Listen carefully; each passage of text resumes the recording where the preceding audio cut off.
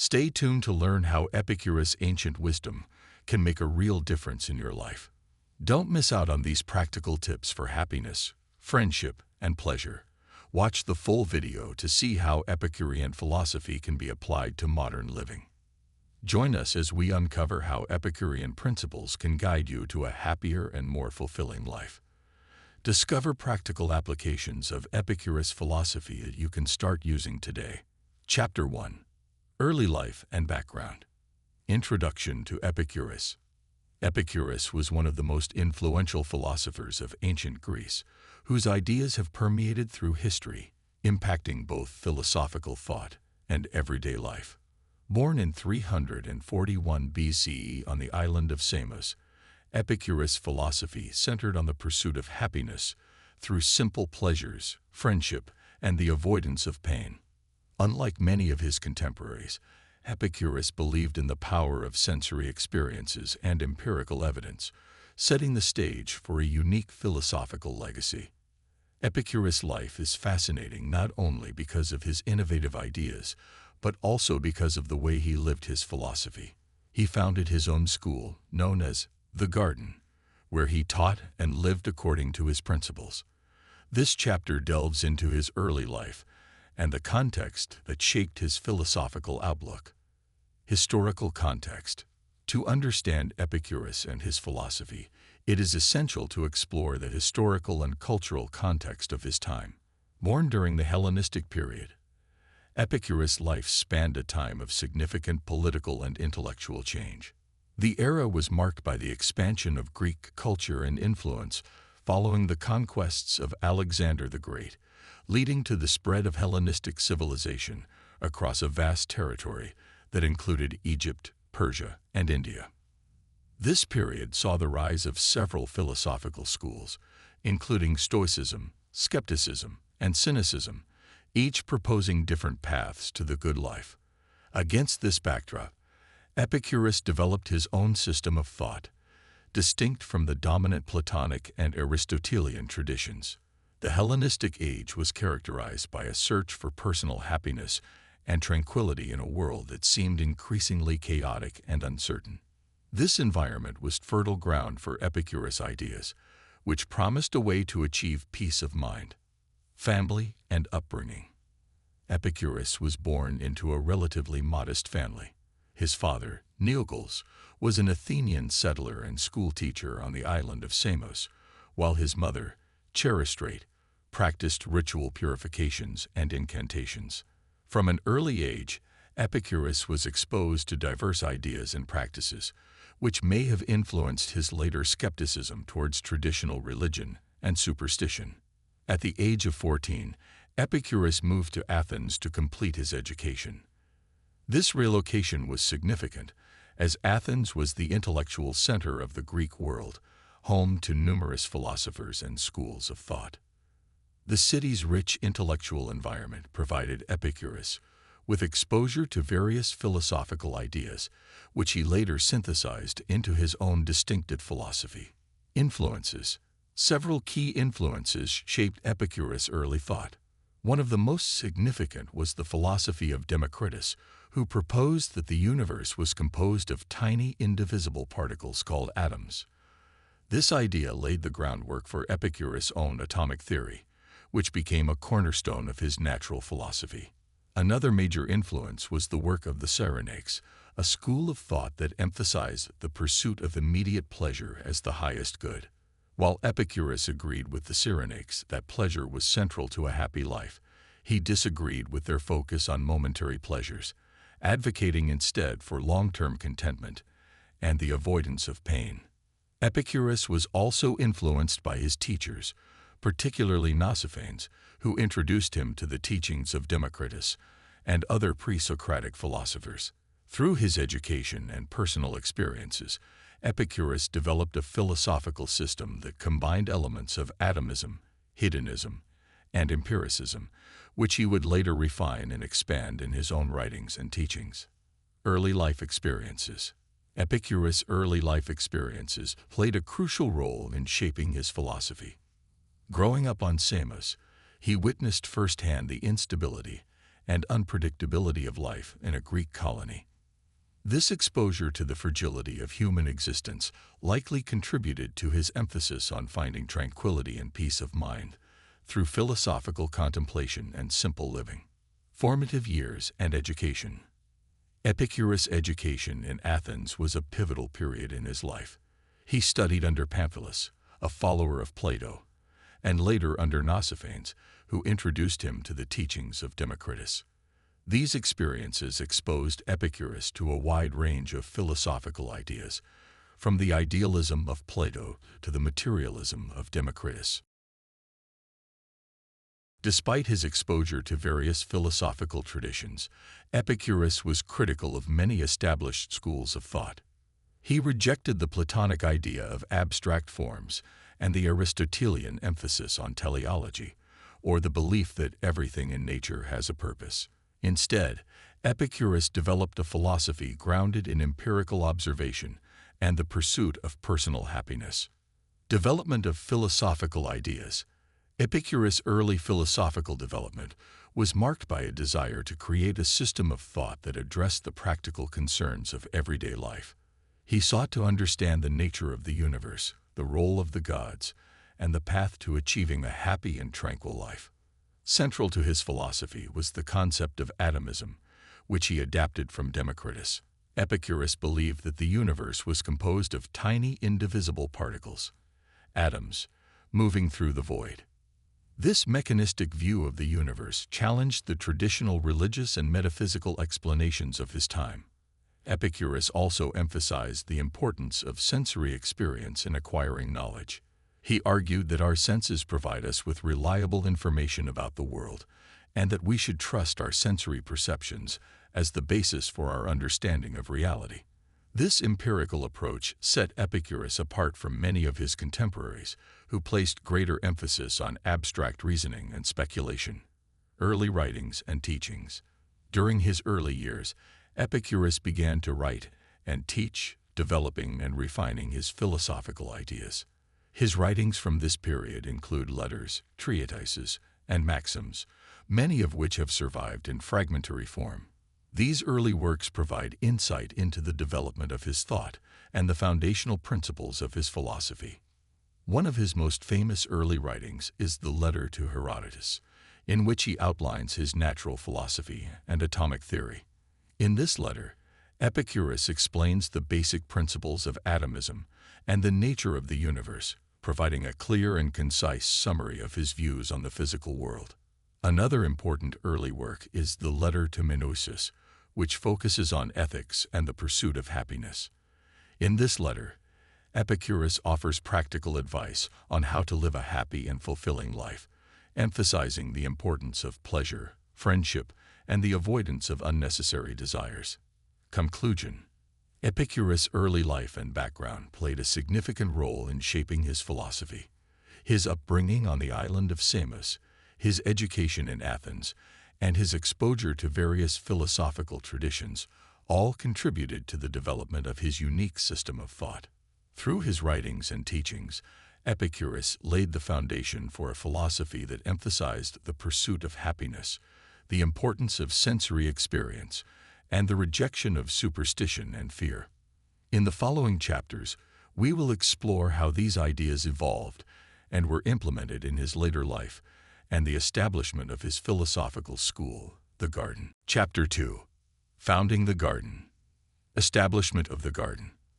After spending years developing his philosophical ideas, Epicurus decided to create a space where he could teach his philosophy and live according to his principles. In 306 BC, he founded a school known as the Garden in Athens. Unlike other philosophical schools of the time, which were often held in public places like the Academy or the Lyceum, the Garden was a private, enclosed space. This setting reflected Epicurus' belief in the importance of community and personal relationships in achieving a happy life. The Garden quickly became a hub for those seeking to learn from Epicurus and practice his way of life. It was unique in that it welcomed people from all walks of life, regardless of gender, social status, or background. This inclusivity was revolutionary at the time, and helped to foster a sense of equality and friendship among its members. Philosophical community. The garden was more than just a place for philosophical discussion. It was a community dedicated to living according to Epicurean principles. Members of the garden, known as Epicureans, lived together, shared meals, and engaged in philosophical debates. This communal lifestyle was designed to create an environment free from the distractions and anxieties of the outside world, allowing members to focus on the pursuit of happiness. Central to the Epicurean community was the concept of friendship. Epicurus believed that friendship was one of the most important components of a happy life. In the garden, friendships were cultivated and cherished, providing emotional support and mutual understanding. This emphasis on friendship set the garden apart from other philosophical schools, which often prioritized intellectual achievement over personal relationships. Daily life in the garden. Life in the garden was guided by the principles of simplicity and moderation. Epicureans believed that unnecessary desires and material excess led to unhappiness and anxiety. Therefore, they focused on fulfilling only their basic needs and finding pleasure in simple, everyday activities. Meals in the garden were modest and frugal, consisting of bread, water, and occasionally some cheese. Epicurus himself was known for his simple tastes and famously said that he could be content with just a piece of bread and water. This frugality was not seen as a hardship, but as a way to avoid the complications and stresses associated with luxury and excess. Daily activities in the garden included philosophical discussions, reading, writing, and contemplation. Epicurus encouraged his followers to engage in critical thinking and to question commonly held beliefs and superstitions. The environment was one of mutual respect and intellectual curiosity, where ideas could be freely exchanged and debated. Epicurus' teaching methods. Epicurus was not only a philosopher, but also a dedicated teacher. His teaching methods were designed to be accessible and practical, focusing on how to achieve a happy and tranquil life. Unlike other philosophers who often engaged in abstract theorizing, Epicurus emphasized the application of philosophical principles to everyday life. Epicurus used a variety of methods to convey his ideas, including lectures, written texts, and personal discussions. He wrote numerous letters and treatises, many of which were addressed to individual students and followers. These writings were intended to provide clear and concise explanations of his philosophy and to offer practical advice for living a happy life. One of Epicurus' key teaching tools was the use of maxims or short, memorable sayings that encapsulated his philosophical principles. These maxims were easy to remember and could be readily applied to daily life. Examples include, "Pleasure is the beginning and end of a happy life, and death is nothing to us." By distilling complex ideas into simple maxims, Epicurus made his philosophy accessible to a wide audience. Epicurus also placed great importance on empirical observation and sensory experience. He encouraged his students to trust their senses and to base their understanding of the world on direct observation rather than abstract reasoning. Inclusivity and equality. One of the most remarkable aspects of the garden was its inclusivity. Unlike many other philosophical schools of the time, which were often exclusive and hierarchical, the garden welcomed individuals from all walks of life. Women, slaves, and foreigners were all admitted as members, creating a diverse and egalitarian community. This inclusivity was a reflection of Epicurus' belief in the fundamental equality of all human beings. He argued that social status, wealth, and gender were irrelevant to the pursuit of happiness, and that everyone had the capacity to achieve a tranquil and fulfilling life. The garden's welcoming environment fostered a sense of belonging and mutual respect among its members. Philosophical practices.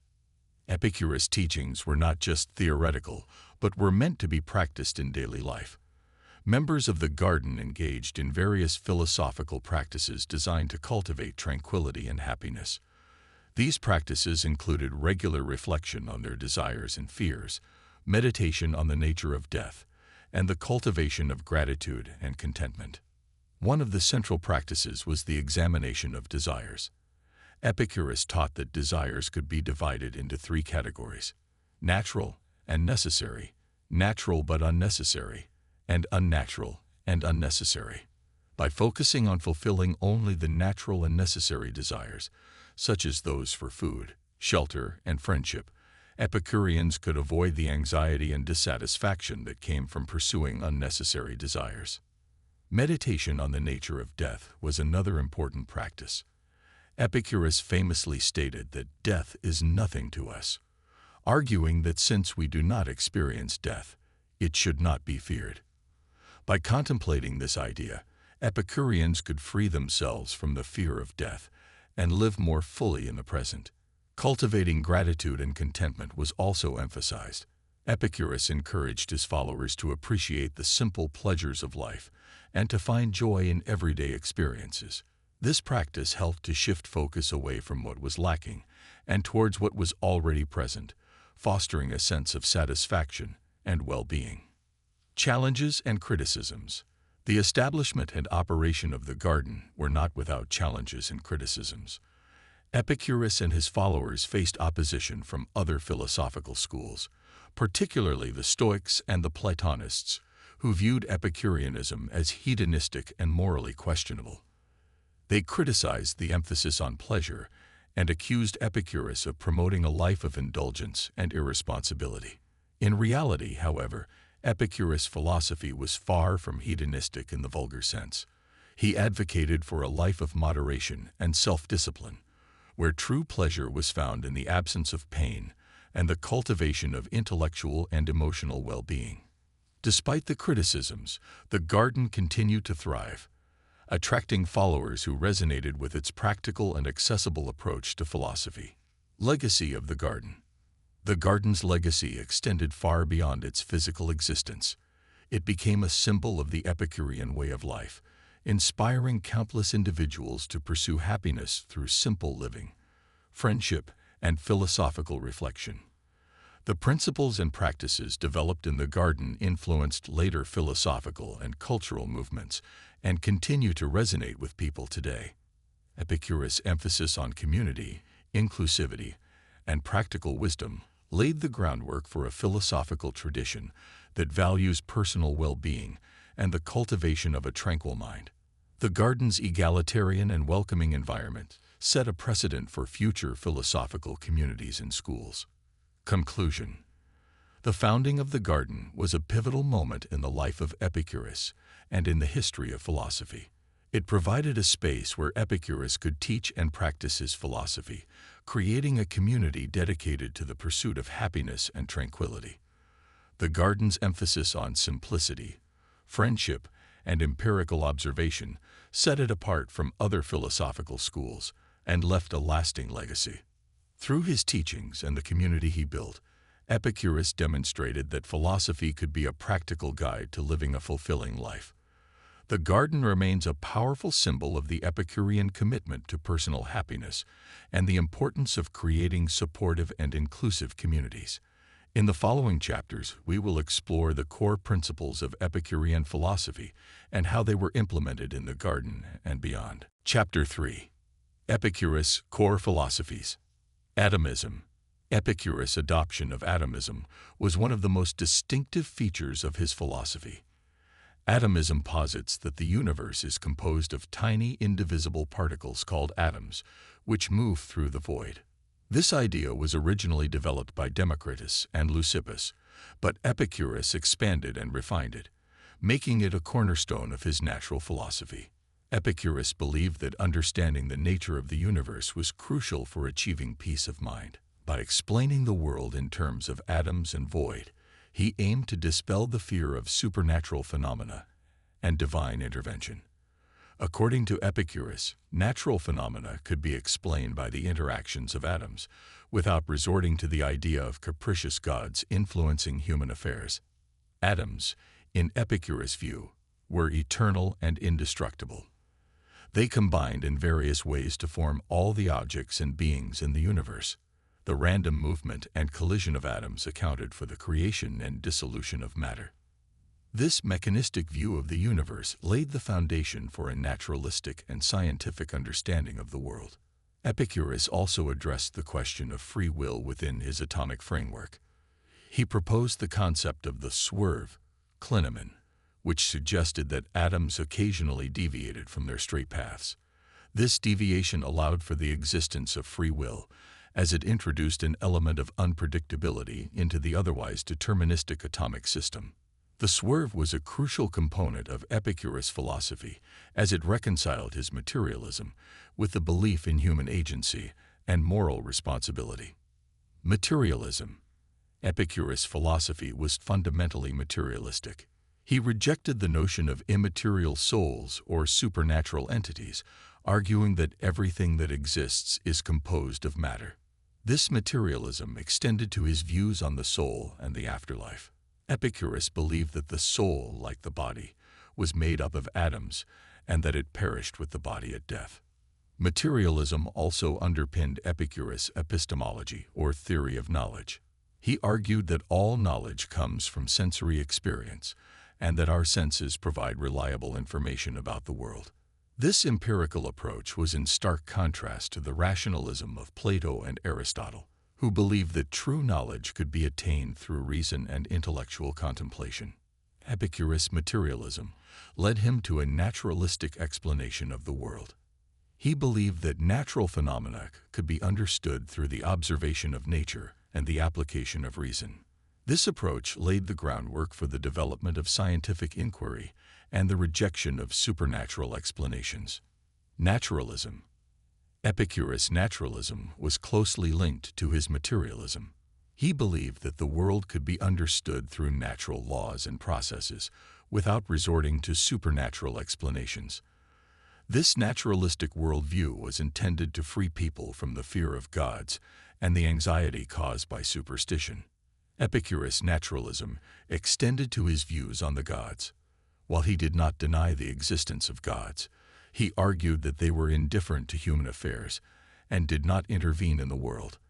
According to Epicurus, the gods were perfect beings who lived in a state of eternal tranquility, completely unconcerned with human activities. This view of the gods as detached and uninterested helped to dispel the fear of divine punishment and the anxiety associated with religious beliefs. Epicurus' naturalistic approach also influenced his understanding of phenomena, such as weather, disease, and natural disasters. He argued that these events could be explained by natural causes rather than divine intervention. By understanding the natural causes of such events, people could overcome their fear and anxiety, leading to a more tranquil and happy life. Empiricism. Empiricism, or the belief that knowledge is derived from sensory experience, was a central tenet of Epicurus' philosophy. He argued that our senses provide us with direct and reliable information about the world. According to Epicurus, sensory experiences are the basis of all knowledge, and we should trust our senses to understand reality. Epicurus' empiricism extended to his epistemology, or theory of knowledge. He believed that all knowledge begins with sensory perception, which he called prolepsis or preconception. Prolepsis is the initial impression or concept formed by repeated sensory experiences. These preconceptions provide the foundation for further knowledge and understanding. Epicurus also introduced the concept of anticipations, prolepses, which are innate cognitive faculties that allow us to recognize and categorize sensory experiences. For example, our ability to recognize a tree as a tree is based on our preconceptions and anticipations formed through repeated sensory encounters with trees. This process of recognition and categorization enables us to make sense of the world and acquire knowledge. Pleasure and pain. Central to Epicurus' ethical philosophy was the idea that pleasure is the highest good and the primary goal of life. However, his conception of pleasure was nuanced and differed from the hedonistic indulgence often associated with the term.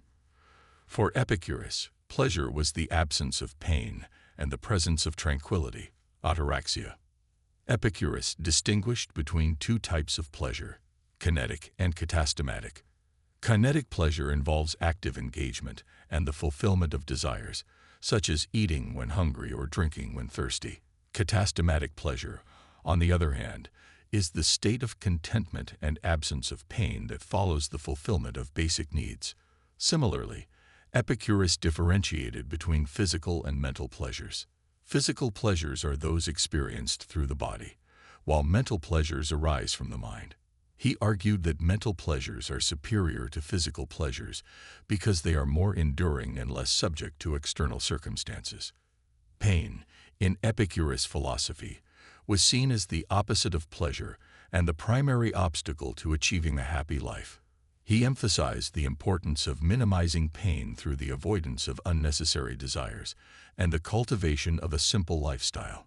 By focusing on the essential needs and avoiding the pursuit of excessive or unnatural desires, individuals could reduce their pain and increase their overall happiness. The simple life. Epicurus advocated for a simple and modest lifestyle as the path to achieving true happiness. He believed that the pursuit of wealth, power, and luxury often led to anxiety and dissatisfaction rather than genuine pleasure. Instead, he encouraged his followers to focus on fulfilling their basic needs and finding contentment in simple pleasures. A simple life, according to Epicurus, involved cultivating an attitude of gratitude and appreciating the small joys of everyday life. This approach helped individuals to avoid the constant desire for more and to find satisfaction in what they already had.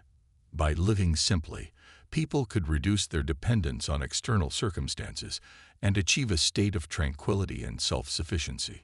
Epicurus also emphasized the importance of self-discipline and moderation. He argued that excessive indulgence in sensory pleasures could lead to negative consequences, such as addiction, physical harm, and emotional instability. Ethics and morality.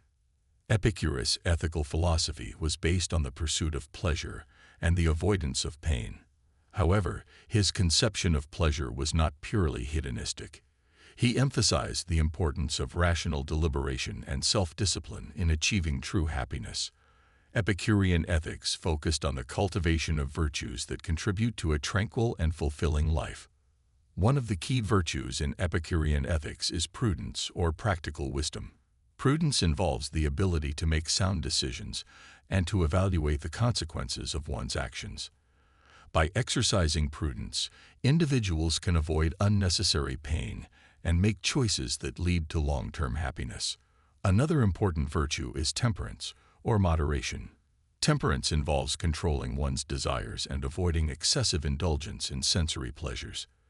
By practicing temperance, individuals can maintain a balance between pleasure and pain and achieve a stable and enduring state of happiness. Epicurus also emphasized the importance of justice and fairness in human relationships. He believed that justice arises from mutual agreements among individuals to avoid harming one another. By adhering to principles of justice and fairness, people can create harmonious and supportive communities that contribute to overall happiness. Friendship was another central element of Epicurean ethics. Epicurus considered friendship to be one of the greatest sources of pleasure and a key component of a happy life. He argued that true friendship is based on mutual respect, trust, and the shared pursuit of a good life. Friends provide emotional support, companionship, and a sense of security, all of which contribute to overall well-being. The good life. Epicurus' philosophy offered a practical guide to living a good life. He believed that true happiness could be achieved through the cultivation of virtues, the pursuit of simple pleasures, and the avoidance of unnecessary desires. By following these principles, individuals could attain a state of tranquility and self-sufficiency. The good life, according to Epicurus, involves finding joy in everyday experiences and appreciating the simple pleasures of life. It requires a focus on the present moment and a rejection of the constant striving for more. By living in accordance with nature and embracing the fundamental truths of the universe, individuals can achieve a sense of harmony and contentment. Epicurus' philosophy also emphasized the importance of self-reflection and critical thinking. He encouraged his followers to examine their desires, beliefs, and actions in order to identify what truly contributes to their happiness. By engaging in regular self-examination and philosophical contemplation, individuals can develop a deeper understanding of themselves and their place in the world. Conclusion. Epicurus' core philosophies, including atomism, materialism, naturalism, empiricism, and the pursuit of pleasure and tranquility, provided a comprehensive framework for understanding the world and achieving a happy life. His emphasis on simplicity, self-discipline, and rational deliberation offered a practical guide to living well. Epicurus' teachings on ethics and the good life highlighted the importance of virtues such as prudence, temperance, justice, and friendship. By cultivating these virtues and focusing on simple pleasures, individuals could achieve a state of lasting happiness and tranquility. In the following chapters, we will explore how Epicurus' core philosophies were applied in the context of his school, the garden, and how they influenced the lives of his followers and later generations. We will also examine the practical implications of Epicurean philosophy and its relevance to contemporary life. Chapter 4. The Pursuit of Happiness. Epicurus' definition of happiness. Epicurus' philosophy centered on the pursuit of happiness, which he defined as the state of ataraxia, or tranquility. For Epicurus, happiness was not merely the experience of fleeting pleasures, but a deep-seated sense of contentment and freedom from fear and pain.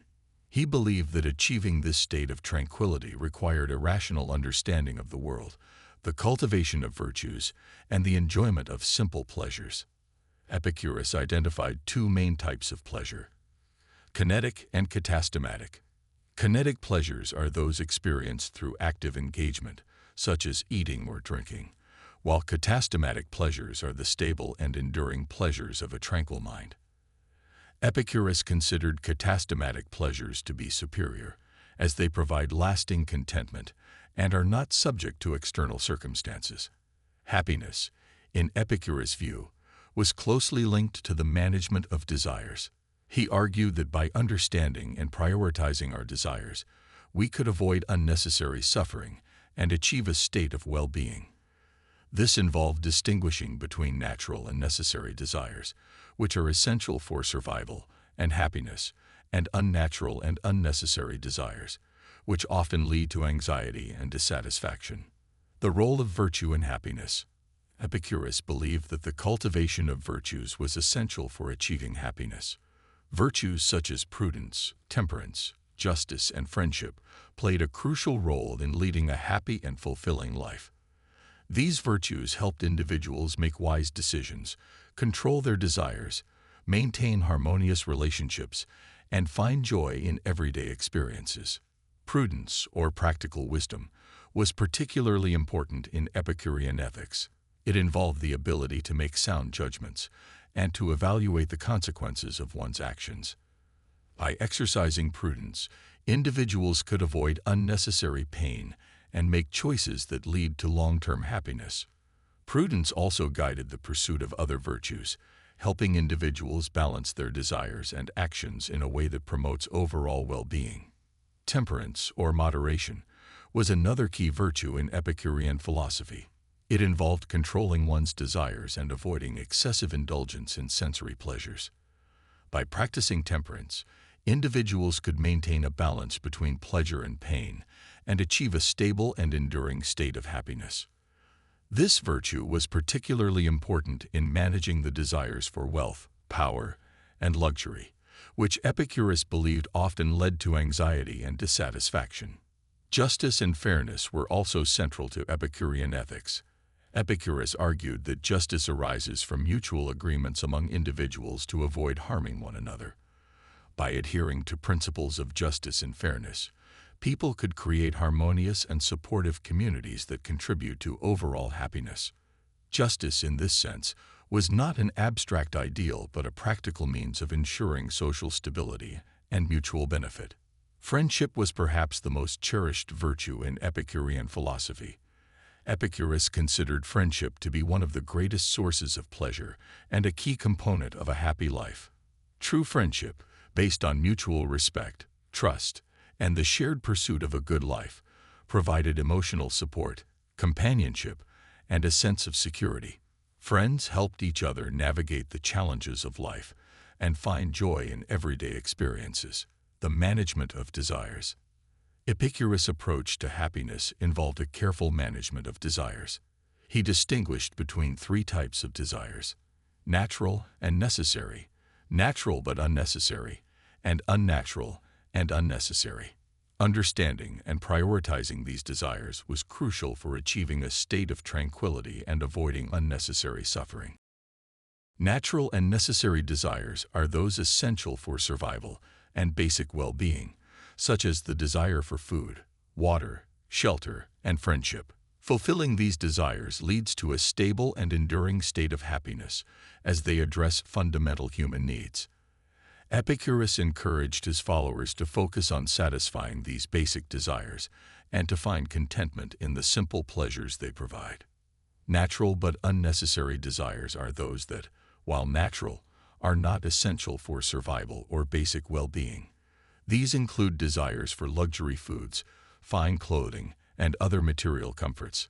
While fulfilling these desires can bring temporary pleasure, they are not necessary for happiness and can often lead to dissatisfaction and anxiety if pursued excessively. Epicurus advised moderation in fulfilling these desires, emphasizing the importance of simplicity and self-discipline. Freedom from fear. One of the greatest obstacles to happiness, according to Epicurus, was fear. He identified two primary sources of fear that hindered human happiness: the fear of the gods and the fear of death. Overcoming these fears was essential for achieving a state of tranquility and peace of mind. The fear of the gods was widespread in ancient times, as people believed that the gods had the power to influence their lives and punish them for their actions. Epicurus sought to dispel this fear by arguing that the gods, if they existed, were indifferent to human affairs. He believed that the gods were perfect and self-sufficient beings who lived in a state of eternal tranquility, completely unconcerned with human activities. Epicurus also addressed the fear of pain and suffering. He argued that while pain is an inevitable part of life, it is often transient and can be endured. By developing a rational understanding of pain and its causes, individuals could minimize their suffering and find ways to cope with it. Epicurus believed that mental pleasures, such as friendship and intellectual contemplation, could provide a source of comfort and resilience in the face of physical pain. The importance of friendship. Friendship played a central role in Epicurean philosophy and was considered one of the greatest sources of happiness. Epicurus believed that true friendship was based on mutual respect, trust, and the shared pursuit of a good life. Friends provided emotional support, companionship, and a sense of security, all of which contributed to overall well-being. Epicurus argued that friendship was essential for achieving a state of tranquility and happiness. Friends helped each other navigate the challenges of life and find joy in everyday experiences. Epicurus also emphasized the reciprocal nature of friendship. He believed that true friendship involved a mutual exchange of benefits and support, where both parties contributed to each other's happiness. This reciprocity created a strong and enduring bond that enhanced the overall quality of life for both individuals. In the garden, friendship was cultivated and cherished as a core value. The inclusive and egalitarian environment of the garden allowed people from all walks of life to form meaningful connections and build supportive relationships. This emphasis on friendship set the garden apart from other philosophical schools and contributed to its enduring legacy. Living in the present. Epicurus believed that true happiness could be found by living in the present moment and appreciating the simple pleasures of life. He argued that much of human suffering arose from dwelling on past regrets or anxieties about the future. Living in the present involved cultivating an attitude of gratitude and mindfulness. Epicurus encouraged his followers to appreciate the small joys of life, such as a beautiful sunset, a delicious meal, or the company of friends. Epicurus also emphasized the importance of self-reflection and philosophical contemplation. He believed that regular self-examination and critical thinking could help individuals identify their true desires and understand what genuinely contributes to their happiness. This process of self-discovery allowed individuals to align their actions and choices with their values and goals, leading to a more fulfilling life. Practical wisdom. Practical wisdom, or prudence, was a cornerstone of Epicurean ethics. It involved the ability to make sound decisions and to evaluate the consequences of one's actions. Epicurus believed that practical wisdom was essential for managing desires and achieving a state of tranquility.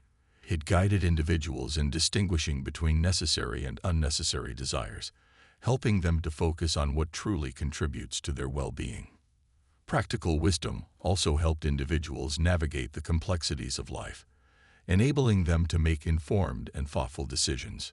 Practical wisdom was not just an intellectual virtue, but also a practical skill that could be developed through experience and reflection. Chapter 5. The Garden. Epicurus' School of Philosophy. Introduction to the Garden. Epicurus founded the Garden, a philosophical school located in Athens, around 306 BCE. This institution was more than just a place for intellectual discourse.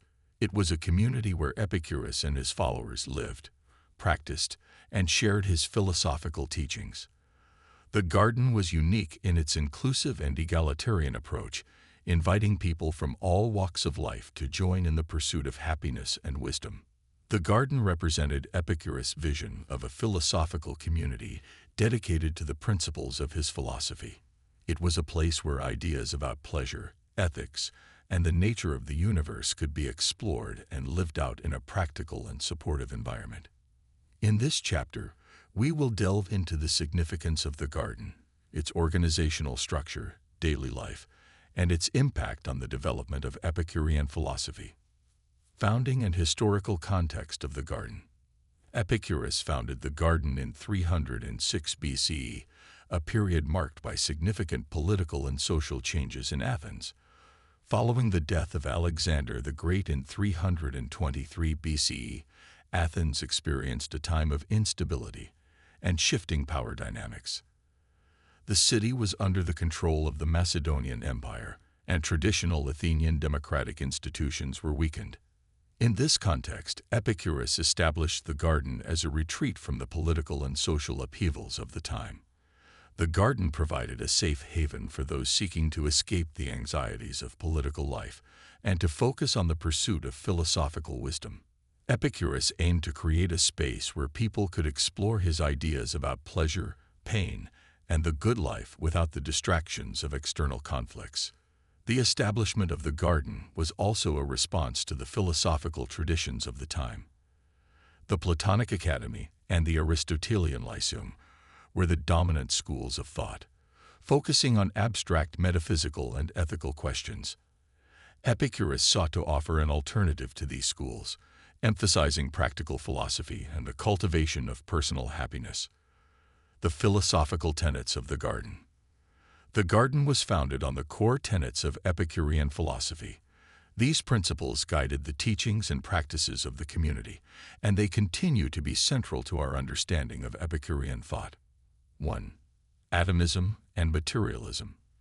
The Garden was a place where Epicurus' atomistic worldview was explored and discussed. Epicurus taught that the universe was composed of indivisible particles called atoms, which moved through the void according to natural laws. This materialistic view rejected the idea of supernatural forces and divine intervention, offering a naturalistic explanation for the world and its phenomena. 2. Pleasure as the highest good. At the heart of Epicurean philosophy was the idea that pleasure is the highest good and the primary goal of life. However, the Garden's approach to pleasure was nuanced. Epicurus taught that true pleasure comes from the absence of pain and the cultivation of a tranquil and contented mind. The Garden's teachings focused on the pursuit of simple and enduring pleasures rather than transient and excessive indulgence. 3. Freedom from fear. The Garden emphasized the importance of overcoming fear, particularly the fear of the gods and death. Epicurus' teachings helped followers understand that the gods were indifferent to human affairs and that death was simply the end of existence, not a source of suffering. This understanding aimed to free individuals from the anxieties and superstitions that hindered their pursuit of happiness. 4. The importance of friendship. Friendship was a central value in the garden. Epicurus believed that true friends provided emotional support, companionship, and a sense of security. The garden fostered an environment where genuine friendships could be formed and nurtured, contributing to the overall well-being of its members. 5. The pursuit of wisdom. The garden was dedicated to the pursuit of wisdom as a means to achieve happiness. Epicurus and his followers engaged in philosophical inquiry and reflection to understand the nature of the universe, the principles of ethics, and the paths to personal fulfillment. Daily life in the garden. Life in the garden was designed to reflect and embody Epicurean philosophical principles. The daily routines and practices of its members were guided by the teachings of Epicurus and aimed at achieving a life of tranquility and happiness. 1. Community living. The garden was a communal space where members lived together and shared their resources. This communal lifestyle fostered a sense of unity and mutual support among members. Daily life in the garden was marked by simple living and a focus on philosophical discussion and reflection. 2. Philosophical discussions. Philosophical discussions were a central part of daily life in the garden. Members engaged in debates and conversations about Epicurean philosophy, exploring topics such as the nature of pleasure, the structure of the universe, and the principles of ethics. These discussions were meant to deepen their understanding of Epicurean teachings and to apply them to their own lives. 3. Rituals and practices. While the garden was not a religious institution, it did have certain rituals and practices that reflected Epicurean values. These included communal meals, where members enjoyed simple and wholesome food together. These meals served as opportunities for fellowship, reflection, and the sharing of philosophical ideas. 4. Education and teaching. The garden served as a center for the education of new members and the teaching of Epicurean philosophy. Epicurus himself was a teacher and mentor, guiding his followers in their philosophical studies and personal development. The garden also hosted lectures and discussions led by Epicurus and other prominent members of the community. 5. Self-sufficiency and simplicity. The garden's lifestyle emphasized self-sufficiency and simplicity. Members cultivated their own food and maintained their own living spaces, reflecting Epicurus' belief in the value of a modest and self-reliant life. This approach was intended to demonstrate that happiness could be achieved through simple pleasures and a focus on basic needs. Inclusivity and egalitarianism in the garden. One of the most distinctive features of the garden was its inclusivity and egalitarianism. Unlike other philosophical schools of the time, which were often exclusive and elitist, the garden welcomed people from diverse backgrounds and social statuses. 1. Open to all. The garden was open to men and women, slaves and free persons, which was a radical departure from the norms of Athenian society. Epicurus believed that the pursuit of happiness and wisdom was not confined to a particular class or gender. This inclusivity allowed for a diverse and vibrant community of individuals seeking to live according to Epicurean principles. 2. Equality among members. Within the garden, all members were considered equals. There were no hierarchical structures or divisions between teacher and student.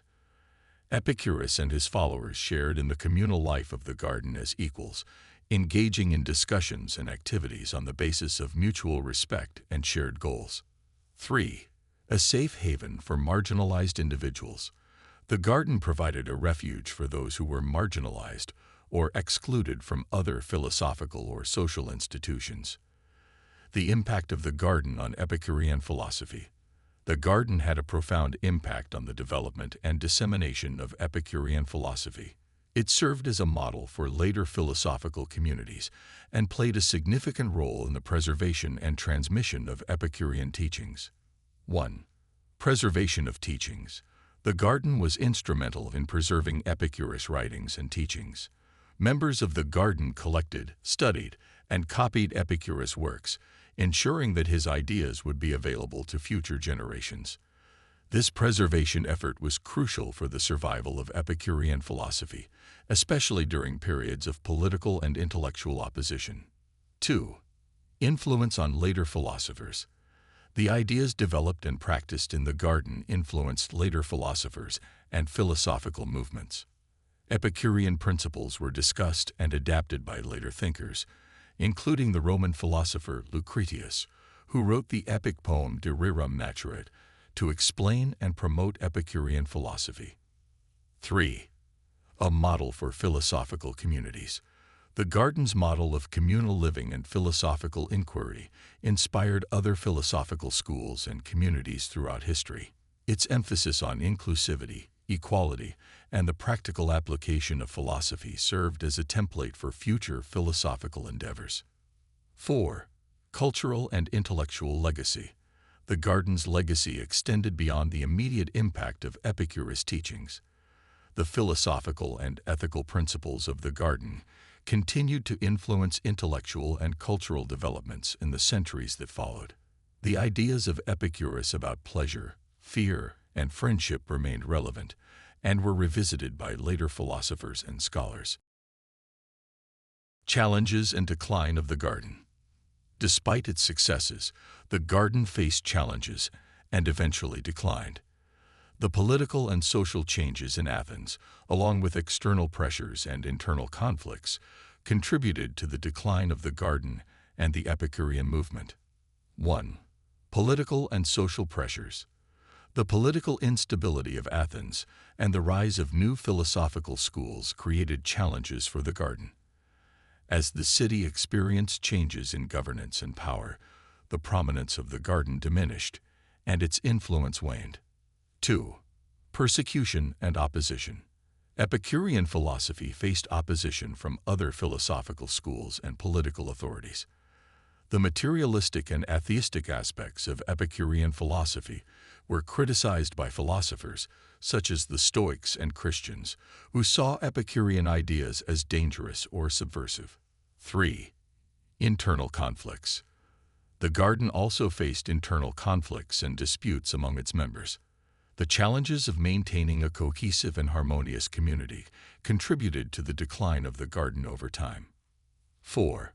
Historical fragmentation. After Epicurus' death, the garden experienced a period of fragmentation and decline. The loss of key texts and the departure of prominent members contributed to the gradual fading of the garden as a center of Epicurean thought. Conclusion. The garden was a unique and influential institution in the history of philosophy. Founded by Epicurus as a refuge from political turmoil and a space for the exploration of philosophical ideas, the garden embodied the principles of Epicurean philosophy and provided a model for communal living and intellectual inquiry. Through its emphasis on atomism, pleasure, freedom from fear, and the importance of friendship, the garden offered a practical approach to achieving happiness and fulfillment. Its inclusive and egalitarian nature allowed for a diverse and vibrant community of thinkers and seekers, and its impact extended far beyond the immediate context of ancient Athens. The legacy of the garden continued through the preservation of Epicurean teachings, the influence on later philosophers, and the inspiration it provided for future philosophical communities. Despite the challenges and eventual decline of the garden, its contributions to the development of philosophy and the pursuit of a good life remain significant and enduring. Chapter 6. The Legacy of Epicurus. Introduction.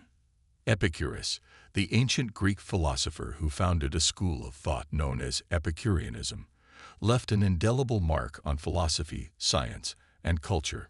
His ideas about the nature of the universe, the pursuit of happiness, and the management of desires have resonated through the centuries, influencing a diverse array of thinkers and movements. This chapter explores the legacy of Epicurus, examining how his philosophy has been preserved, interpreted, and transformed from antiquity to the modern era. We will explore his influence on later philosophers, the historical challenges faced by his teachings, the impact of his ideas on contemporary thought, and the resurgence of interest in Epicurean philosophy in recent times. Epicurus' influence on later philosophers. Epicurus' philosophical ideas extended far beyond his own lifetime, influencing a range of philosophers and intellectual movements throughout history. His thoughts on atomism, ethics, and the pursuit of happiness laid the groundwork for many future philosophical and scientific developments. 1. Roman philosophers and the spread of Epicureanism. Epicurean philosophy found a significant audience in Rome, where it was embraced and further developed by several key figures. Lucretius, c. 99 to 55 BC. One of the most notable Roman adherents of Epicureanism was Lucretius, a poet and philosopher whose epic poem De Rerum Natura, On the Nature of Things, serves as a critical exposition of Epicurean philosophy. In this work, Lucretius presented Epicurus' ideas on atomism, the nature of the universe, and the pursuit of a tranquil life. De Rerum Natura provided a comprehensive account of Epicurean metaphysics, ethics, and the natural world, and it played a crucial role in preserving Epicurean ideas for future generations. Lucretius' work was instrumental in the transmission of Epicurean thought to the Latin-speaking world and in the intellectual revival of these ideas during the Renaissance. Cicero, 106 to 43 BCE. Although Cicero was critical of Epicureanism, his works provide valuable insights into the debates between Epicureanism and other philosophical schools. In his dialogues and essays, Cicero engaged with Epicurean ideas, particularly those related to ethics and the nature of the gods. His criticisms, along with his extensive commentary on Epicurean philosophy, contributed to the broader philosophical discourse and ensured that Epicurean ideas remained a point of discussion in Roman intellectual life. 2. The Middle Ages and the decline of Epicureanism. During the Middle Ages, Epicureanism faced significant challenges due to the dominance of Christian theology and the rise of scholastic philosophy. Christian philosophers. Early Christian philosophers and theologians such as Augustine of Hippo and Thomas Aquinas were often critical of Epicurean ideas. They viewed Epicureanism as a rival to Christian teachings, particularly its materialistic worldview and rejection of divine providence. The focus of Christian thought on the afterlife and divine morality contrasted sharply with Epicurus' emphasis on naturalistic explanations and the pursuit of earthly happiness. Loss of texts. The decline of the Roman Empire and the subsequent Middle Ages saw a significant loss of Epicurean texts and knowledge. Many of Epicurus' writings were lost or destroyed, and the transmission of his ideas was severely limited. This period saw a reduction in the direct influence of Epicurean philosophy as the philosophical landscape was dominated by Christian and scholastic thought. 3. The Renaissance and the rebirth of Epicurean philosophy. The Renaissance was a period of renewed interest in classical texts and ideas, including those of Epicurus. Humanism and classical revival. The Renaissance humanists sought to recover and study the works of ancient Greek and Roman authors. This intellectual movement led to the rediscovery of Lucretius, De Rerum Natura, and a renewed interest in Epicurean philosophy. Thinkers such as Giovanni Pico della Mirandola and Francesco Petrarca engaged with Epicurean ideas, integrating them into the broader intellectual revival of the period. Modern Epicurean thinkers. During the Renaissance, scholars such as Pierre Gassendi played a crucial role in reviving Epicurean thought. Gassendi's work, Syntagma Philosophicum, aimed to reconcile Epicurean philosophy with contemporary scientific and philosophical ideas. His efforts helped reintroduce Epicurean concepts into modern intellectual discourse and laid the groundwork for future developments in philosophy and science. 4. The Enlightenment and the expansion of Epicurean ideas. The Enlightenment was another key period for the expansion and reinterpretation of Epicurean philosophy. Enlightenment philosophers. Thinkers of the Enlightenment, such as Voltaire and Diderot, were influenced by Epicurean ideas, particularly in their critique of religious dogma and their emphasis on reason and empirical inquiry. Voltaire's works often reflected Epicurean skepticism of religious institutions and the pursuit of a rational and empirical understanding of the world. Diderot's Encyclopédie. Denis Diderot's Encyclopédie featured entries on Epicurean philosophy and was instrumental in disseminating Epicurean ideas to a wider audience. Diderot and his collaborators used the Encyclopédie to challenge traditional beliefs and promote Enlightenment ideals, including those inspired by Epicurus. Epicurean philosophy in the modern era. In the modern era, Epicurean philosophy has continued to influence a range of intellectual and cultural movements. This section explores how Epicurus' ideas have been reinterpreted and applied in contemporary thought. 1. 19th and 20th century thinkers. Jeremy Bentham and Utilitarianism. Jeremy Bentham's utilitarian philosophy, which emphasizes the greatest happiness for the greatest number, shares similarities with Epicurus' focus on pleasure and happiness. Although Bentham did not directly follow Epicurean philosophy, his ideas about the calculation of pleasure and pain reflect Epicurean principles of hedonism and ethical calculation. Friedrich Nietzsche. Friedrich Nietzsche's critique of traditional morality and his exploration of human desires and happiness were influenced by Epicurean thought. Nietzsche's emphasis on individual freedom and the rejection of ascetic values echo Epicurean ideas about the pursuit of pleasure and the management of desires. Contemporary philosophers. Modern philosophers and scholars continue to explore Epicurean philosophy, examining its relevance to contemporary issues such as ethics, politics, and personal well-being. Philosophers such as Martha Nussbaum and Alain de Botton have engaged with Epicurean ideas in their work on happiness, ethics, and the good life. 2. The popularization of Epicureanism. Self-help and personal development. Epicurean ideas have found a place in self-help and personal development literature. Books and articles on happiness, mindfulness, and living a fulfilling life often draw on Epicurean principles of pleasure, simplicity, and the management of desires. Public philosophy. The resurgence of interest in Epicurus ideas can be seen in public philosophy initiatives and online platforms. Philosophers, educators, and enthusiasts share Epicurean concepts through blogs, podcasts, and social media, making these ideas accessible to a broader audience. 3. The rise of Neo-Epicureanism. Modern Neo-Epicurean movements. Neo-Epicureanism is a contemporary philosophical movement that seeks to revive and adapt Epicurean philosophy for the modern world. This movement explores the practical applications of Epicurean ideas in areas such as ethics, politics, and personal well-being. Neo-Epicurean thinkers engage with the original texts of Epicurus and reinterpret his ideas in light of contemporary challenges. Academic and popular interest. Academic scholars and popular writers alike are revisiting Epicurean philosophy.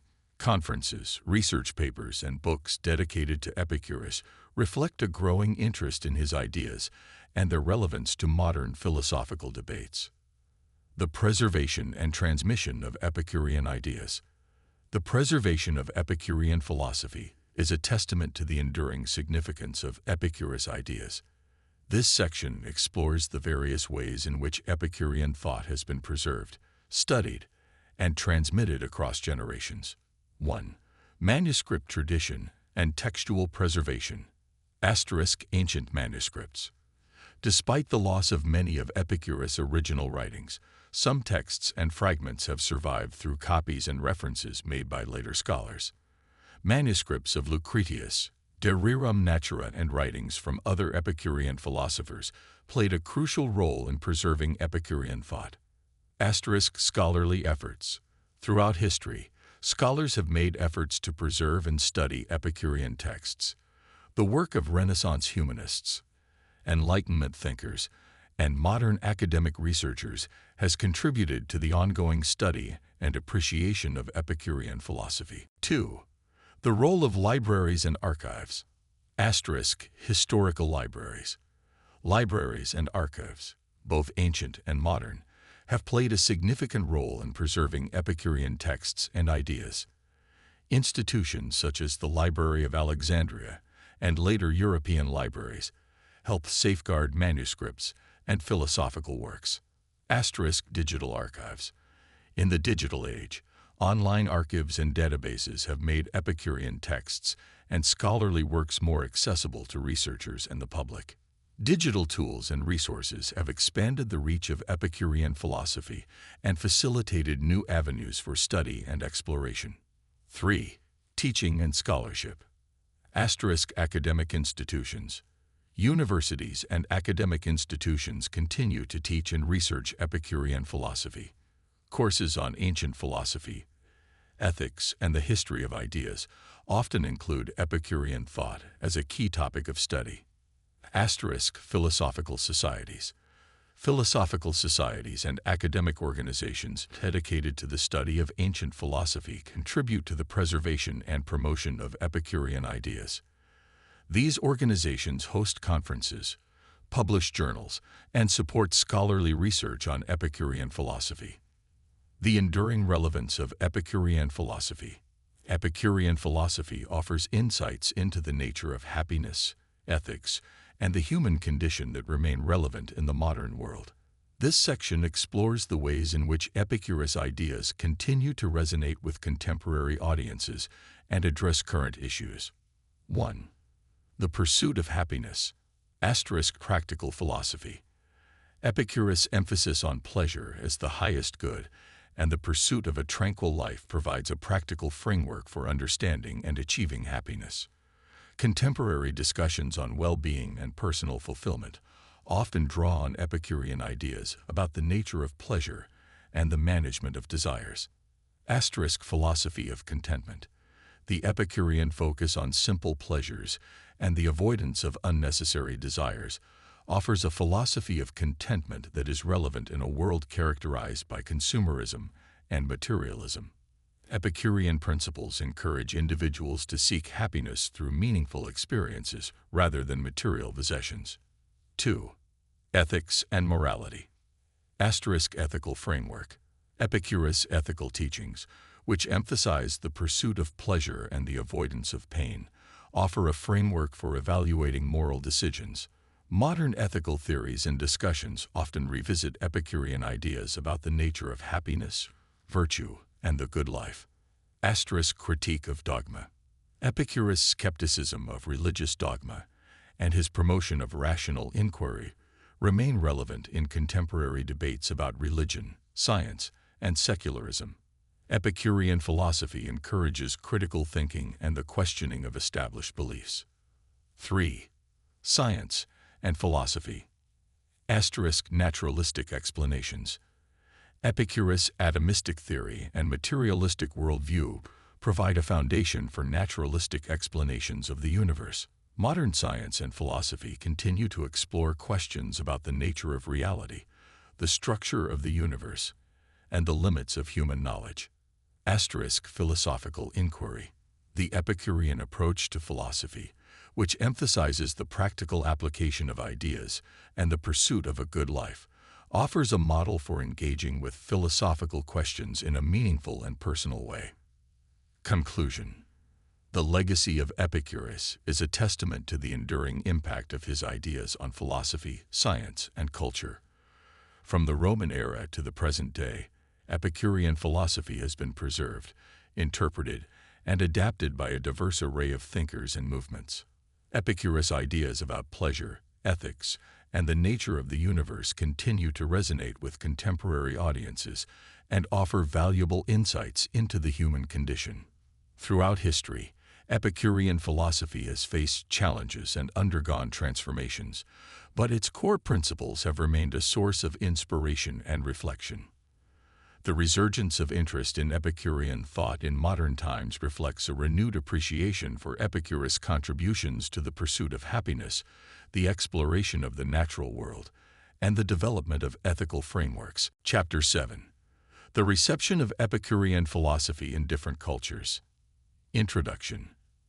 Epicurean philosophy, founded by Epicurus in the 4th century BCE, has had a profound impact on the intellectual and cultural landscapes of various societies throughout history.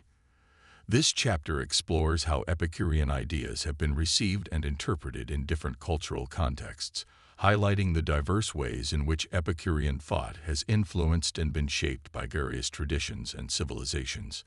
We will examine the reception of Epicurean philosophy in ancient Greek and Roman cultures, its adaptation in medieval and Renaissance Europe, its influence in the modern era, and its presence in non-Western cultures. Epicurean philosophy in ancient Greek and Roman cultures. Epicurus philosophy was initially developed in the context of Greek thought and then spread throughout the Roman Empire. Its reception in these cultures set the stage for its later interpretations and adaptations. 1. Ancient Greek reception. Initial popularity. Epicureanism was a significant philosophical school in ancient Greece, attracting a diverse group of followers. Epicurus' teachings on atomism, pleasure, and ethics were well received by many, and the garden became a hub for philosophical discussion and inquiry. Contemporary criticism. Despite its popularity, Epicureanism faced substantial criticism from contemporary philosophers. Philosophers like Plato and Aristotle were critical of Epicurus' materialistic worldview and his views on pleasure as the highest good.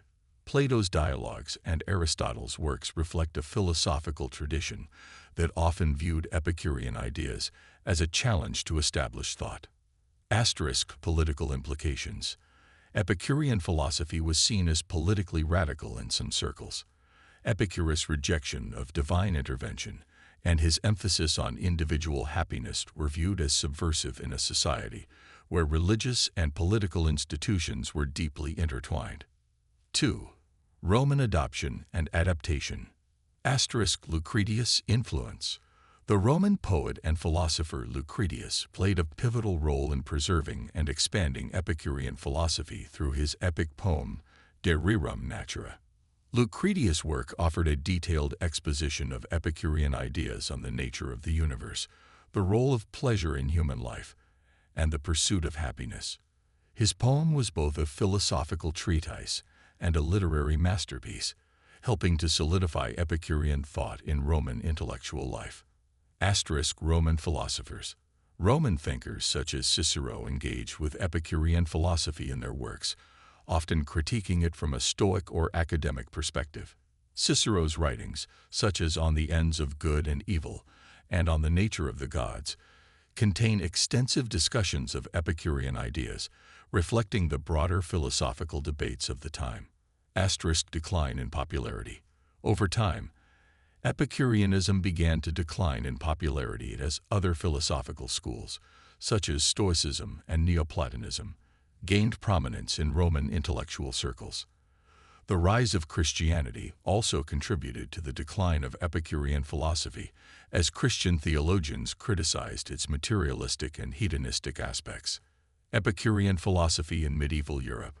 During the medieval period, Epicurean philosophy was largely marginalized due to the dominance of Christian theology. However, the reception of Epicurean ideas during this time reflects a complex interplay of preservation, critique, and reinterpretation. 1. Christian critiques. Augustine of Hippo. Augustine was a prominent critic of Epicurean philosophy. He challenged the Epicurean concept of pleasure as the highest good and rejected the materialistic view of the universe. Augustine's writings, such as Confessions and The City of God, reflect his theological opposition to Epicurean ideas and emphasize the Christian view of divine providence and the afterlife. Scholastic philosophy. Medieval scholastic philosophers like Thomas Aquinas engaged with Epicurean thought primarily to refute it.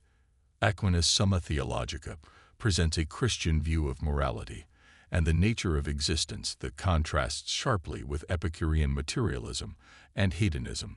Scholastic philosophy was focused on integrating Aristotelian thought with Christian doctrine, leaving little room for Epicurean ideas. 2. Preservation of Epicurean texts. Manuscript transmission. Despite Christian critiques, some Epicurean texts survived through manuscript copies. The work of Roman philosophers like Lucretius was preserved in libraries and eventually rediscovered during the Renaissance. The preservation of Epicurean thought during this time was largely the result of efforts to safeguard ancient Greek and Roman literature. Asterisk philosophical margins. Epicurean ideas were not entirely forgotten. Some medieval thinkers and scholars continued to explore classical philosophy in a limited capacity. Epicurean philosophy during the Renaissance. The Renaissance marked a significant revival of classical thought, including the ideas of Epicurus. This period saw a renewed interest in ancient philosophy and a re-evaluation of Epicurean ideas in the context of modern intellectual currents. 1. Revival of classical texts. Asterisk rediscovery of Lucretius. The Renaissance humanists played a crucial role in the revival of Epicurean philosophy through the rediscovery of Lucretius, De Rerum Natura. The poem was first printed in 1465 by the Venetian publisher Aldus Manutius, and its re-emergence sparked renewed interest in Epicurean ideas. Asterisk humanist thinkers. Renaissance thinkers such as Giovanni Pico della Mirandola and Francesco Petrarca were instrumental in the revival of classical texts and ideas. While Pico della Mirandola was more focused on Neoplatonism, Petrarca's humanist approach helped reintroduce Epicurean philosophy to a wider audience. 2. Pierre Gassendi and the reinterpretation of Epicureanism. Asterisk Gassendi's Syntagma Philosophicum. Pierre Gassendi was a French philosopher who sought to reconcile Epicurean philosophy with contemporary scientific and philosophical ideas. His work, Syntagma Philosophicum, aimed to rehabilitate Epicurean thought and integrate it with the new scientific discoveries of the early modern period. Asterisk philosophical synthesis. Gassendi's reinterpretation of Epicurean ideas emphasized their compatibility with early modern scientific inquiry. His efforts to defend and expand Epicurean philosophy contributed to the intellectual climate of the Enlightenment. Epicurean philosophy in the modern era. Epicurean philosophy has continued to influence a diverse range of intellectual and cultural movements. This section explores the various ways in which Epicurean ideas have been received and adapted in contemporary thought. 1. Enlightenment and beyond. Asterisk Voltaire and Diderot. Enlightenment thinkers such as Voltaire and Denis Diderot engaged with Epicurean ideas in their critiques of religious dogma and their promotion of reason and empirical inquiry. Asterisk Utilitarianism. Jeremy Bentham's utilitarian philosophy, which focuses on the greatest happiness for the greatest number, shares similarities with Epicurean ethics. Although Bentham did not explicitly follow Epicurean ideas, his emphasis on pleasure and happiness reflects a continuation of Epicurean thought. 2. Contemporary thought and popular culture. Asterisk self-help literature. Epicurean principles of pleasure and contentment are often explored in self-help and personal development literature. Books and articles on happiness, mindfulness, and living a fulfilling life frequently draw on Epicurean ideas. Asterisk public philosophy. Epicurean philosophy has seen a resurgence in public discourse through online platforms, philosophical societies, and educational programs. Contemporary philosophers and educators engage with Epicurean ideas to address modern issues related to happiness, ethics, and personal well-being. 3. Neo-Epicurean movements. Asterisk modern Neo-Epicureanism. Neo-Epicureanism is a contemporary philosophical movement that seeks to revive and adapt Epicurean ideas for the modern world. This movement explores the practical applications of Epicurean philosophy in areas such as ethics, politics, and personal fulfillment. Asterisk philosophical communities. Neo-Epicurean thinkers and communities engage with Epicurean texts and ideas to develop new approaches to philosophical questions and to promote a lifestyle based on Epicurean principles. Epicurean philosophy in non-Western cultures. While Epicurean philosophy has been primarily explored in Western contexts, There are also instances of engagement with Epicurean ideas in non-Western cultures. 1. Influence in East Asian cultures. Chinese philosophy. Epicurean ideas have been explored in the context of Chinese philosophy, particularly in discussions about hedonism and the nature of happiness. Chinese thinkers, such as Confucianists and Taoists, have engaged with similar concepts of pleasure and contentment, providing a comparative framework for understanding Epicurean thought. Japanese philosophy. Japanese philosophers and scholars have also explored Western philosophical traditions, including Epicureanism.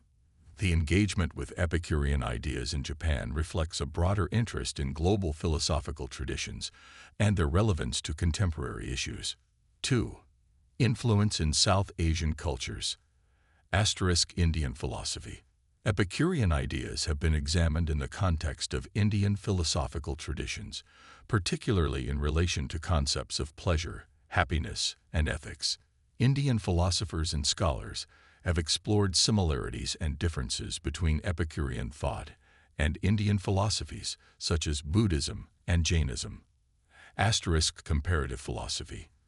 Comparative studies of Epicureanism and South Asian philosophies offer insights into how different cultural traditions approach similar philosophical questions. The enduring appeal of Epicurean philosophy.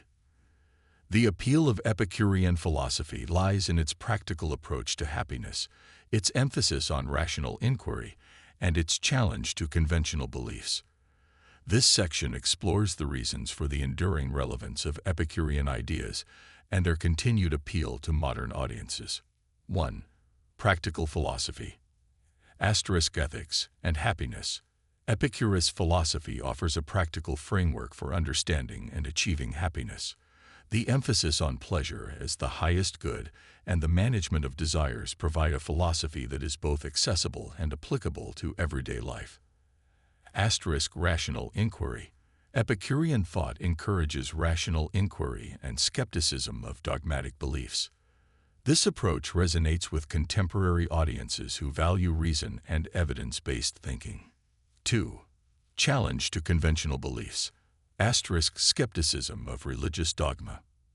Epicurus' skepticism of religious dogma and his emphasis on naturalistic explanations challenge conventional beliefs and inspire critical thinking. This aspect of Epicurean philosophy appeals to those who question established institutions and seek alternative perspectives. Philosophy of contentment.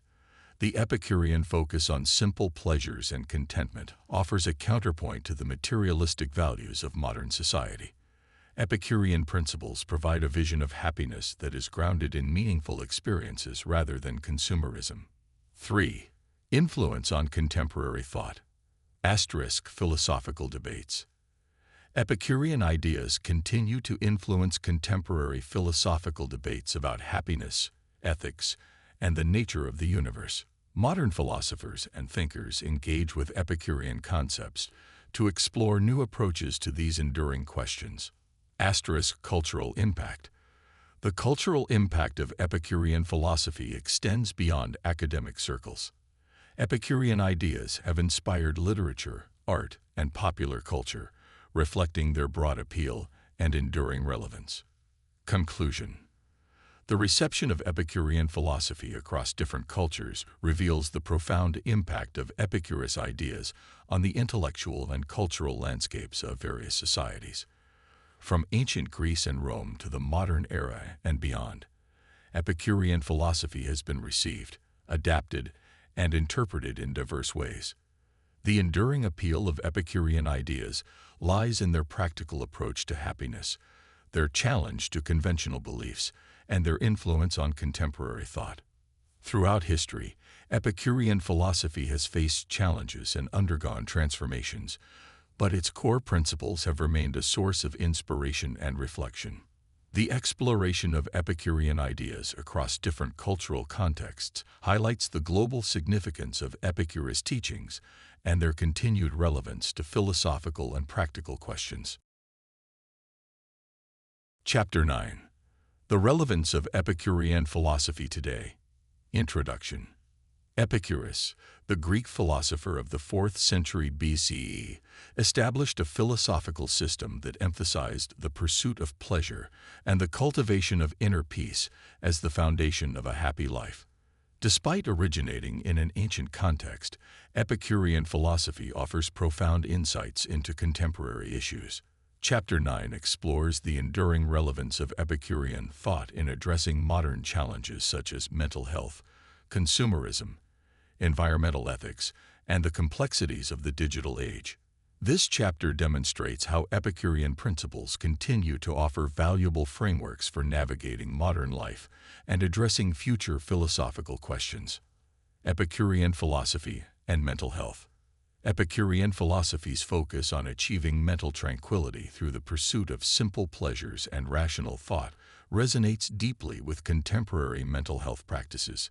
Epicurus proposed that achieving ataraxia, or mental serenity, was crucial for a fulfilled life.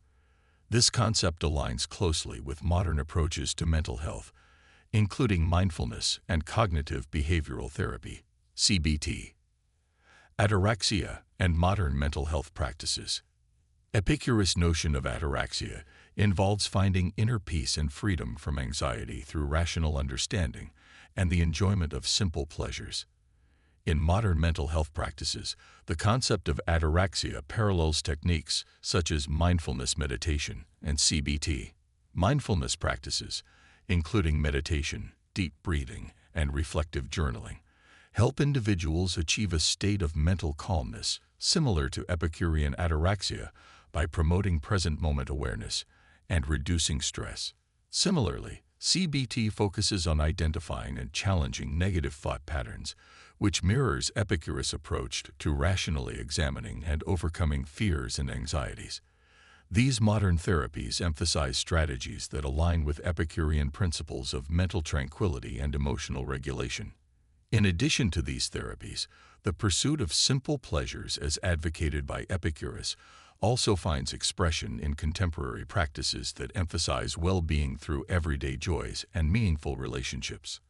Activities such as engaging in hobbies, nurturing personal connections, and finding satisfaction in simple experiences reflect Epicurean teachings on achieving happiness through moderation and contentment.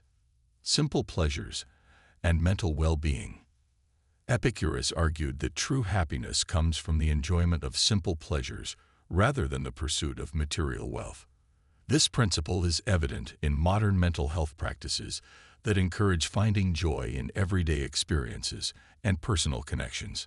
Hobbies like gardening, reading, or cooking offer a sense of fulfillment that aligns with Epicurean ideas. Building and maintaining strong relationships with family and friends fosters emotional well-being and supports a contented life, reflecting Epicurus' belief that simple, meaningful experiences are the key to happiness. Epicurean philosophy and consumerism. Epicurus was a critic of materialism, arguing that excessive desire for wealth and possessions leads to unhappiness.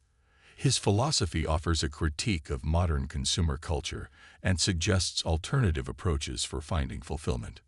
Critique of materialism and modern consumer culture. Epicurus' critique of materialism centers on the idea that the pursuit of wealth and possessions does not lead to true happiness. Instead, he advocated for a life of moderation and the pursuit of simple, meaningful pleasures. In the context of modern consumer culture, this critique is reflected in the minimalist movement and the emphasis on experiences over material goods. Minimalism promotes a lifestyle that values simplicity and contentment with fewer possessions, which echoes Epicurean principles of finding satisfaction in non-material aspects of life. The minimalist movement encourages individuals to declutter their lives, focusing on what truly brings joy and fulfillment, much like Epicurus' teachings. Additionally, contemporary philosophies that prioritize experiences over material wealth reflect Epicurean ideas. By valuing activities like travel, learning, and personal growth over the acquisition of possessions, individuals align with Epicurean principles of seeking happiness through meaningful experiences rather than through the accumulation of material goods. Ethical consumption and sustainable living. Epicurean philosophy also supports ethical consumption and sustainable living as ways to live in harmony with nature and achieve a balanced life. Modern environmental movements that promote practices such as reducing waste, recycling, and supporting eco-friendly products align with Epicurean ideas. The zero-waste lifestyle, for example, emphasizes minimizing environmental impact and making conscious choices that reflect Epicurean values of moderation and respect for nature. Ethical consumerism, which involves selecting products that are environmentally friendly and ethically sourced, also mirrors Epicurean principles of living in harmony with the natural world. Epicurean philosophy and environmental ethics. Epicurean thought offers valuable perspectives for addressing contemporary environmental challenges. Epicurus' emphasis on living in harmony with nature provides a foundation for modern environmental ethics. Living in harmony with nature. Epicurus advocated for a life that respects natural processes and acknowledges the interconnectedness of all things. This principle is crucial for addressing environmental issues and promoting sustainability. Modern ecological sustainability efforts seek to balance human needs with environmental preservation, reflecting Epicurean ideas of living in harmony with nature. Environmental conservation initiatives, such as protecting natural habitats and preserving biodiversity, align with Epicurean principles of respecting the natural world. The ethics of consumption and reducing environmental impact. Epicurean philosophy supports ethical consumption and mindful use of resources as ways to foster a harmonious relationship with the environment. Mindful consumption practices, such as making informed choices about products and services, help reduce environmental harm and promote sustainability. Examples of these practices include adopting a zero-waste lifestyle and supporting eco-friendly products. Actions like reducing one's carbon footprint, conserving energy, and supporting renewable energy sources are practical applications of Epicurean principles in the context of modern environmental challenges. Epicurean philosophy and the digital age.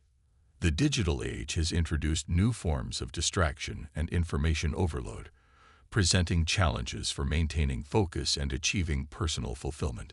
Epicurean philosophy offers strategies for managing these challenges and finding balance in a digitally driven world. Digital distraction and mindful technology use. Epicurean principles of moderation and focus can guide how we navigate the digital age. The concept of digital detox, which involves taking breaks from digital devices to reduce stress and increase mindfulness, aligns with Epicurean ideas of achieving tranquility and focusing on what truly brings joy. Mindful technology use, which involves setting boundaries and prioritizing activities that contribute to personal well-being, reflects Epicurean values of moderation and conscious living. For example, digital detox practices encourage individuals to disconnect from social media and technology periodically, allowing them to reconnect with the physical world and engage in meaningful, real-life experiences. Mindful technology use involves being deliberate about how technology is used and ensuring that it enhances rather than detracts from life's pleasures and well-being. Balancing digital life with real-life pleasures. Epicurean philosophy's emphasis on finding joy in simple, real-life experiences offers a counterbalance to the distractions of the digital age. Engaging in offline activities, such as outdoor adventures, reading physical books, or spending time with loved ones, provides opportunities to experience the pleasures of the physical world.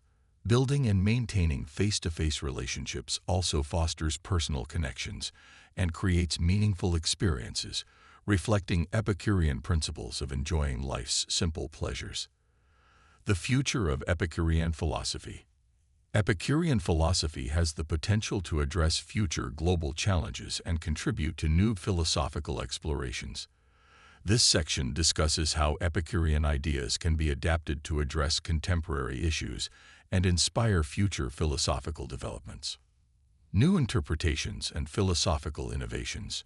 Contemporary philosophers are exploring new interpretations of Epicurean thought to address modern challenges and advance philosophical inquiry. Research into how Epicurean ideas about pleasure and moderation can inform environmental policies, global health initiatives, and ethical decision-making reflects the ongoing relevance of Epicurean philosophy. Innovations in philosophical approaches based on Epicurean principles offer opportunities for addressing contemporary problems and envisioning new possibilities for human well-being. For instance, applying Epicurean principles to climate change involves exploring how the pursuit of pleasure and moderation can guide environmental policies and practices.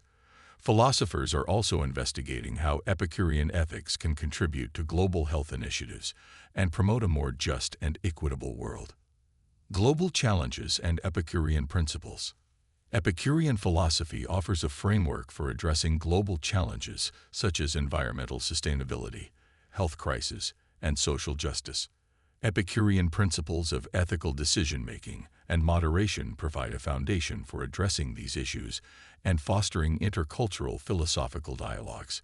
Engaging in global philosophical conversations that include Epicurean thought supports a broader understanding of human experiences and values, promoting a more thoughtful and compassionate approach to addressing contemporary challenges. The universal appeal of Epicurean philosophy. Epicurean philosophy's exploration of pleasure, happiness, and the nature of existence offers universal themes that resonate across cultures and societies. The appeal of Epicurean ideas lies in their focus on finding joy in simple pleasures, understanding the natural world, and pursuing a life of contentment and tranquility. These themes provide a foundation for global philosophical dialogues and contribute to a deeper understanding of human experiences and values. Intercultural philosophical dialogues that incorporate Epicurean thought offer opportunities for exploring shared human experiences and fostering mutual understanding. Epicurus' teachings on pleasure, happiness, and the pursuit of a good life provide a common ground for philosophical exploration and discussion across different cultural contexts. Chapter 10. The Legacy of Epicurus. How his philosophy endures today. Introduction. The philosophical ideas of Epicurus, formulated in the 4th century BCE, continue to resonate across different eras and societies. Epicurus' teachings on pleasure, happiness, and the natural world have influenced various philosophical traditions and have found relevance in contemporary thought. This chapter explores the multifaceted legacy of Epicurean philosophy, examining its historical impact, its representation in modern culture, its role in academic discourse, and its potential future directions. The enduring influence of Epicurean philosophy. Epicurus' philosophy has left a lasting imprint on Western thought that extends from the Hellenistic period to the present day. In ancient times, Epicurus founded the Garden, a philosophical school dedicated to exploring the nature of pleasure, the pursuit of happiness, and the understanding of the universe. His ideas on pleasure as the highest good and the pursuit of tranquility through rational inquiry set the foundation for a significant intellectual tradition. During the Hellenistic era, Epicureanism was one of the major philosophical schools alongside Stoicism and skepticism. Epicurus' thoughts on the pursuit of pleasure as the path to happiness and his scientific explanations of the universe through natural phenomena established a distinctive philosophical approach. His teachings influenced prominent thinkers of the time, including his followers, who spread his ideas throughout the Hellenistic world. In the Roman period, Epicureanism was further developed by scholars like Lucretius, whose epic poem De Rerum Natura served as a primary vehicle for the transmission of Epicurean ideas. Lucretius' work sought to articulate Epicurus' philosophy in poetic form, addressing both the natural world and the human experience. Despite facing critiques from figures like Cicero, who challenged the moral and theological implications of Epicureanism, the philosophy maintained its place in the intellectual landscape of the Roman Empire. The Enlightenment era witnessed a revival of Epicurean thought through philosophers like Voltaire and Diderot. Voltaire's critiques of religious dogma and his advocacy for reason reflected Epicurean skepticism of superstition and a commitment to empirical knowledge. Diderot's encyclopédie included discussions of Epicurean ideas, highlighting their relevance to Enlightenment debates on religion, science, and human happiness. In contemporary times, Epicurean philosophy continues to influence modern philosophical thought. The principles of Epicurean ethics, which emphasize the pursuit of pleasure and the avoidance of pain, align with contemporary discussions on happiness and well-being. Philosophers and scholars today explore Epicurean ideas within the context of modern ethical theories, such as utilitarianism, which also focuses on maximizing pleasure and minimizing suffering. Epicurean philosophy in popular culture. Epicurean philosophy has also permeated popular culture, where its themes and ideas are reflected in literature, art, media, and self-help movements. In literature, Epicurean themes of pleasure and the search for meaning are often explored through characters and narratives that echo Epicurus' teachings. For example, modern literary works that delve into human happiness and fulfillment draw on Epicurean concepts of simple pleasures and the pursuit of a contented life. Artistic representations of Epicurean ideas often focus on nature and tranquility, celebrating the beauty of the natural world and the joy found in simple experiences. Artists who explore themes of nature and serenity reflect Epicurean beliefs in finding happiness through natural pleasures rather than material wealth. In media and entertainment, films, TV shows, and documentaries frequently engage with Epicurean themes. Movies such as The Pursuit of Happiness explore the search for personal fulfillment and contentment, mirroring Epicurean ideas about the nature of happiness. Documentaries and educational programs about philosophy often include discussions of Epicurean thought, making it accessible to a broader audience. Self-help books and popular philosophy movements that emphasize happiness and well-being frequently incorporate Epicurean principles. Self-help literature that advocates for finding joy in simple pleasures and achieving mental peace reflects Epicurean teachings on the pursuit of a fulfilling life through rational management of desires and the enjoyment of life's basic pleasures. Epicurean philosophy in educational and academic contexts. Epicurean philosophy continues to be a subject of academic study and discussion in contemporary educational settings. Scholars explore the historical context of Epicurean ideas, analyze primary texts, and assess their influence on later philosophical traditions. Academic research on Epicurus' philosophy includes the study of his texts, such as the Principal Doctrines and Letter to Menoetius, as well as the works of his followers and critics. Philosophical journals publish articles that delve into various aspects of Epicurean thought, including historical interpretations and modern applications of Epicurus' ideas. University courses on ancient philosophy often feature Epicureanism as a key topic, providing students with insights into the historical development of philosophical ideas and their relevance to contemporary issues. Public philosophy programs, including lectures and outreach initiatives, introduce Epicurean thought to general audiences, fostering a broader appreciation of Epicurus' contributions to philosophy. The future of Epicurean philosophy. Looking ahead, Epicurean philosophy holds potential for addressing future global challenges and contributing to new philosophical explorations. Contemporary philosophers continue to develop innovative interpretations of Epicurean ideas, exploring how these ancient teachings can be applied to modern problems and future developments. New philosophical projects and scholarly work are dedicated to reinterpreting Epicurean philosophy in light of contemporary issues such as environmental sustainability, global health, and social justice. Epicurean principles offer a framework for approaching global issues through ethical decision-making and policy development. For example, Epicurean ideas about pleasure and the avoidance of pain can inform discussions on environmental policies aimed at promoting sustainability and addressing climate change. Similarly, Epicurean ethics can be applied to global health initiatives that focus on reducing suffering and improving well-being. The universal appeal of Epicurean philosophy also supports intercultural dialogues and global philosophical conversations. Epicurus' ideas about happiness, the nature of existence, and the pursuit of a good life resonate across different cultures and societies, providing a foundation for philosophical exchange and mutual understanding. The universal appeal of Epicurean philosophy. Epicurean philosophy offers universal themes that address fundamental human experiences and questions. The concepts of pleasure, happiness, and the nature of existence are central to the human condition and are explored in various cultural and philosophical contexts. The appeal of Epicurean ideas lies in their focus on finding joy in simple pleasures, understanding the natural world, and pursuing a life of tranquility and contentment. These themes are relevant to people from diverse backgrounds and offer a common ground for philosophical exploration and discussion. Intercultural philosophical dialogues that include Epicurean thought provide opportunities for global conversations about ethics, happiness, and the nature of existence.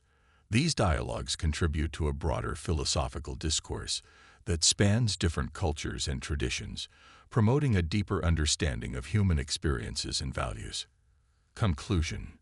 Epicurus' philosophy has left a significant and enduring legacy that continues to influence various domains of thought and culture. From its historical impact on Hellenistic and Roman philosophy to its revival during the Enlightenment and its presence in contemporary popular culture, Epicurean ideas have shaped intellectual traditions and inspired modern thinkers. Epicurean philosophy's relevance extends into academic settings, where it is studied and explored in university courses and scholarly research.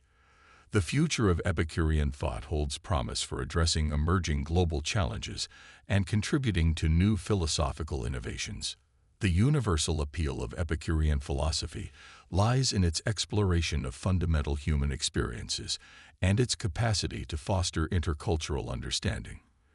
Epicurus' teachings on pleasure, happiness, and the natural world continue to offer valuable insights for contemporary life and future philosophical endeavors.